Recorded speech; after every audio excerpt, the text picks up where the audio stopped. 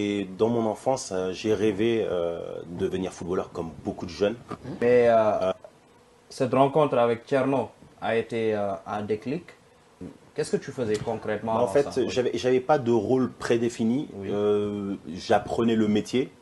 Et pour moi, apprendre le métier d'agent au départ, c'était aller sillonner les terrains. C'est encore plus simple. Et aujourd'hui, les garçons, quand ils quittent le Sénégal et qu'ils arrivent en France, bah, c'est un choc. Il y a déjà le choc culturel, il y a le climat qui change, il y a l'environnement qui change.